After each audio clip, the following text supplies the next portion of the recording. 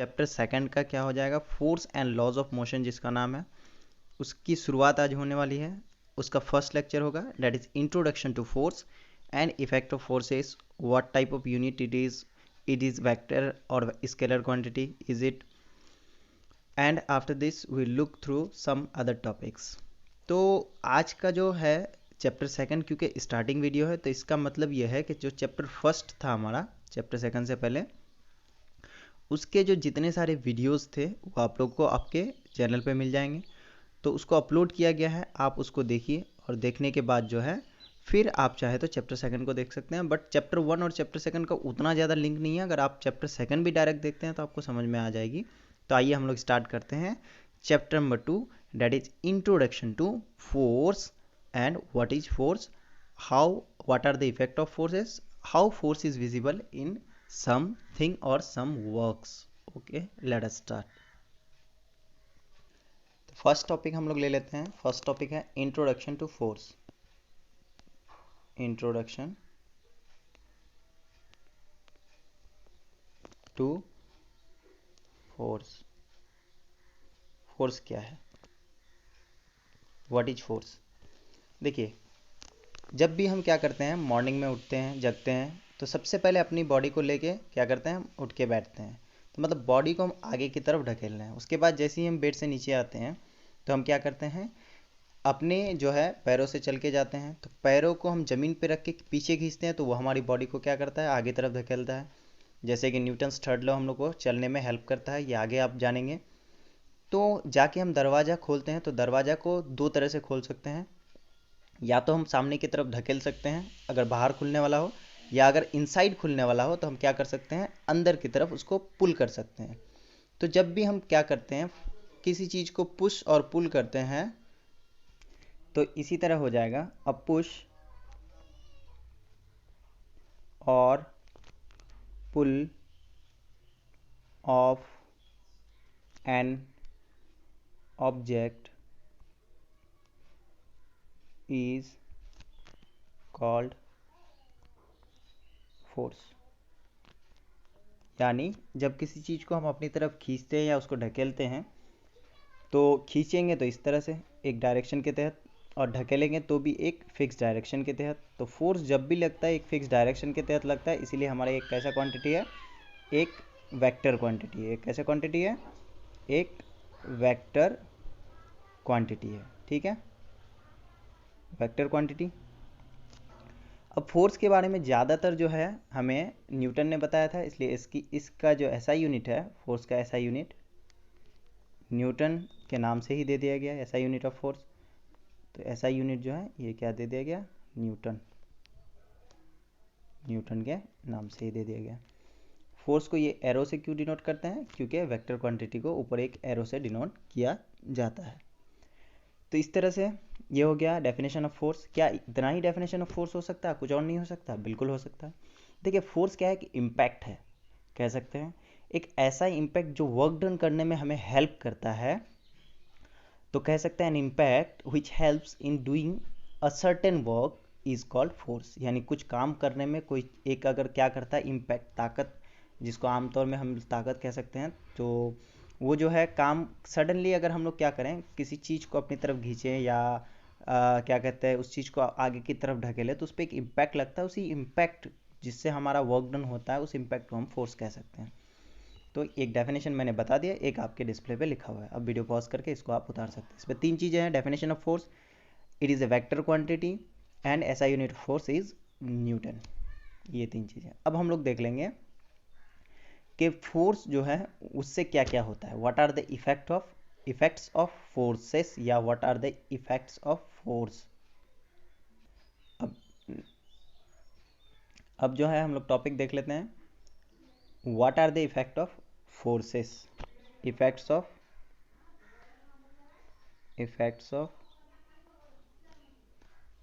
Force. Force या forces के क्या क्या इफेक्ट हो सकते हैं, उन इफेक्ट को हम लोग को देखना है। तो उन इफेक्ट को अगर हम लोग बात करेंगे, यहाँ पे एक एक करके हम लोग देख लेते हैं। सबसे पहला, अगर बॉडी कोई एक रेस्ट में है, एक बॉल है, मान लेते हैं, लेट अस सपोज एक बॉल है, ये रेस्ट में है, इसको हमने फोर्स लगाया एक डायरेक्शन में। ये बॉल क्या करेगा, अगर फुटबॉल या जो भी है, मान ले एक फील्ड पे एक फुटबॉल है रखा हुआ, ये रेस्ट पे है, आपने उसको किक किया, फोर्स लगाया, तो वो क्या करेगा,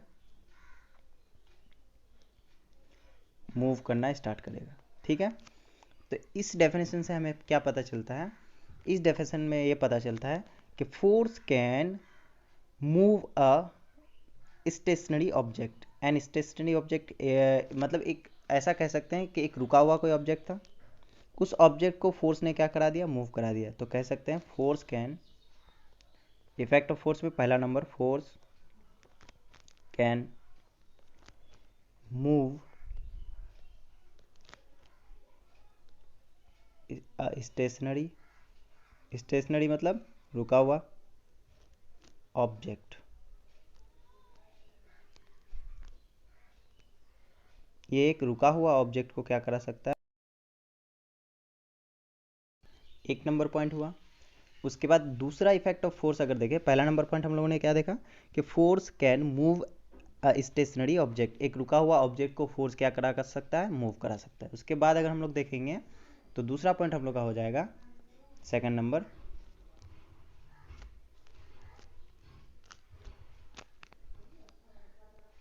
अब आपके पास कोई एक बॉडी है, लेट अस सपोज आप जो है एक साइकिल चला रहे हैं। ठीक है, आप क्या कर रहे हैं, एक साइकिल चला रहे हैं। साइकिल जो आप चला रहे हैं, तो जो साइकिल आप एक तरफ लेट अस सपोज लेके जा रहे हैं। ठीक है, आप क्या कर रहे हैं, एक तरफ लेके जा रहे हैं। आपका एक दोस्त आया पीछे से, उसने क्या किया, उसको फोर्स लगा दिया। ऑलरेडी आप तो पैडल मार के साइकिल एक तरफ लेके जा ही रहे हैं, और आपका दोस्त आके क्या किया, उसको जो है उस साइकिल को और फोर्स लगा दिया। तो क्या हो जाएगा, ये मूव हो रहा था, लेकिन कैसा मूव हो रहा था, स्लो मूव हो रहा था। सडनली अगर पीछे से धक्का दिया तो ये क्या हो जाएगा, साइकिल अब तो मूव होगा, लेकिन मूव होने के साथ साथ एक ऐसा मूव हो जाएगा, पहले से जो है थोड़ा सा ये क्या हो जाएगा, पहले से थोड़ा सा ये फास्ट हो जाएगा।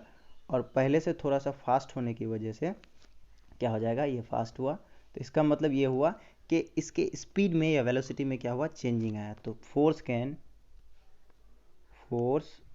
कैन चेंज दी स्पीड या वेलोसिटी ऑफ, ये ऑब्जेक्ट पहले से मूविंग था, भले ही स्लो था लेकिन मूविंग था ना, ऑफ अ मूविंग बॉडी। एक मूविंग बॉडी का ये क्या कर सकता है, स्पीड चेंज कर सकता है। अभी चेंज करने का मतलब फास्ट किया तो स्लो भी तो कर सकता है ना, पीछे से आके होल्ड कर लिया आपको, आप स्पीड में जा रहे थे तो आपकी स्लो, आपकी गाड़ी या आपका जो भी तब साइकिल वगैरह वो क्या हो जाएगा, स्लो हो जाएगा। तो दूसरा इफेक्ट हुआ। अब हम लोग बात कर लेंगे तीसरे इफेक्ट की। तीसरा जो हमारा इफेक्ट होगा, तीसरा इफेक्ट देख लेते हैं। तीसरा क्या हो जाएगा, देखिए, force can stop a moving body, stop a moving body. इसका एग्जांपल आप ले सकते हैं, एक फुटबॉलर ने क्या किया, एक फुटबॉल को किक किया। ठीक है, ये मूव हो रहा है। अब अगला जो फुटबॉलर था वो क्या किया, इस बॉल को अपने पैरों तले दबा के इसको रोक दिया। अक्सर हम लोग देखते हैं फुटबॉल मैच में, तो इसको क्या कर दिया, स्टॉप कर दिया। और ये यहाँ क्या है, मूविंग है। तो मूविंग फुटबॉल को जो एक खिलाड़ी ने स्टॉप कर दिया, तो कहाँ से स्टॉप किया, एक ऑपोजिट डायरेक्शन का फोर्स लगा के ही स्टॉप किया। ठीक है, तो ऑपोजिट डायरेक्शन का जो फोर्स लगा के इन्होंने स्टॉप किया, किसको, फुटबॉल को। तो स्टॉप करते ही हम लोग देखेंगे कि हमारा जो है फोर्स क्या काम कर दिया, जब ऑपोजिट डायरेक्शन से हमने फोर्स लगाया तो फोर्स हमारा काम कर दिया किसका, जो मूविंग बॉडी था उसको रोकने का। तो मूविंग बॉडी जब हमारा फोर्स की वजह से रुक गया तो कह सकते हैं force can stop a moving body. ये फोर्स क्या कर सकता है, इसको स्टॉप कर सकता है। उसके बाद चौथा हम लोग देखेंगे, 3 हुआ। इसको वीडियोज़ को पॉज करके बीच बीच में आप इसको नोट डाउन कर लीजिए। फोर्थ नंबर हम लोग का होगा, तो फोर्थ नंबर में अगर हम लोग बात करेंगे तो फोर्थ नंबर में हमारा हो जाएगा, इसमें अगर हम लोग बात करें तो ये हो जाएगा हम लोग का number fourth, force can change direction. Direction किस में होता है? मूविंग बॉडी में होता है। Direction of a moving body. एक मूविंग बॉडी का फोर्स डायरेक्शन चेंज कर सकता है। बहुत बेहतरीन एग्जाम्पल है। क्रिकेट बहुत अच्छे से आप लोग जानते होंगे। जब क्रिकेट खेलते हैं हम लोग तो बॉलर क्या करता है? एक बॉलर कहीं से बॉलिंग करता है। ये जो बॉलर बॉलिंग करता है ये अपने हाथ से बॉल को क्या करता है? फेंकता है बैट्समैन की तरफ। ये बॉल यहाँ आया तो जो बैट्समैन है हमारा वो क्या करेगा? सेम बॉल को, जिसका डायरेक्शन किधर था? जिसका डायरेक्शन इधर था, ठीक है, अपने हाथ में जो बैट रहेगा उस बैट से वो क्या करेगा? उस बैट से उस बॉल को वो हिट करेगा। और जैसे ही बैट से बॉल टकराएगा तो बॉल क्या हो जाएगा? जिस तरफ जा रहा था उसके किसी अदर डायरेक्शन में ये बॉल जो है मूव हो जाएगा। तो क्या इसका डायरेक्शन चेंज हुआ? पहले जा रहा था इधर, यहाँ से ये चल दिया इधर, तो क्या डायरेक्शन चेंज हुआ? बिल्कुल डायरेक्शन चेंज हुआ। तो ये किसके डायरेक्शन वजह से डायरेक्शन चेंज हुआ? ये जो बैट्समैन है उसके फोर्स लगाने की वजह से क्या हुआ? डायरेक्शन चेंज हुआ। तो ये 4 इफेक्ट हुआ फोर्स का। इसके अलावा एक और इफेक्ट हम दिखा सकते हैं, उसके बाद बुक को रीडिंग कीजिएगा तो हो सकता है कि हमने जो बताया उससे कुछ अलग पॉइंट्स भी आपको आपके बुक में मिल जाए। उम्मीद है कि चारों पॉइंट एग्जाम्पल के साथ बहुत बहुत अच्छे से समझ में आया होगा। अब हम लोग देखेंगे नेक्स्ट टॉपिक जो है हमारा क्या, इसी का टॉपिक नहीं मतलब लास्ट पॉइंट जो हो जाएगा 5वां नंबर। तो इसको नोट डाउन कर लीजिए। अब हम लोग बढ़ते हैं 5वें नंबर की तरफ। तो 5वां नंबर में आपका हो जाएगा, 5वें नंबर में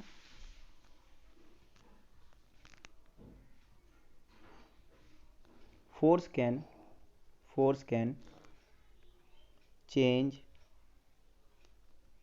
the shape and size of object।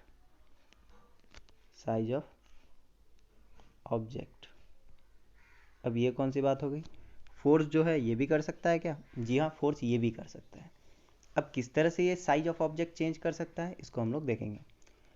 Suppose कर लीजिए आपके पास क्या है? एक स्प्रिंग है,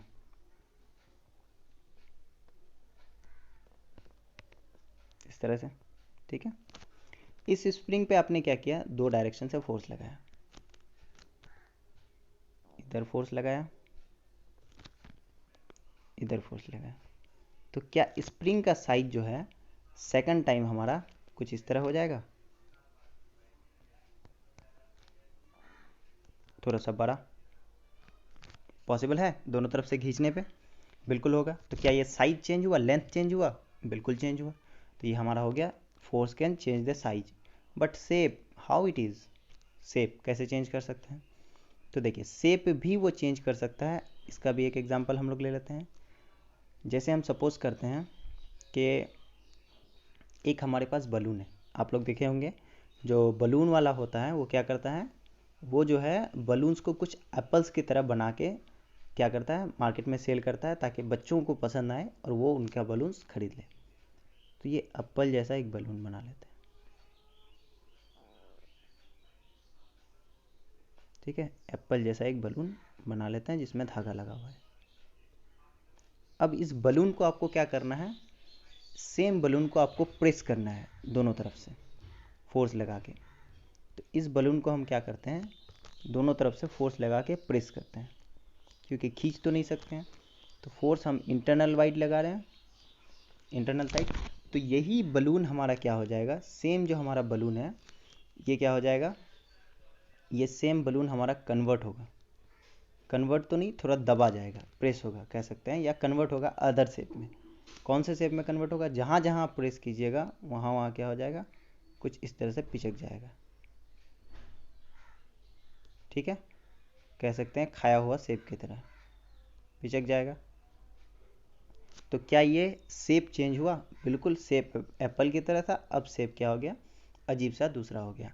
तो इसमें हमारा क्या हो गया? इसमें हमारा साइज के साथ साथ यहाँ पे साइज चेंज दिखा और यहाँ पे आपको शेप का चेंज दिखा। तो इस तरह हम लोगों ने सीखा introduction to force. Force is a vector quantity because it has fixed direction and उसके बाद हम लोगों ने सीखा फोर्स जो है उसका ऐसा यूनिट क्या है, न्यूटन है, और CGS यूनिट डाइन है।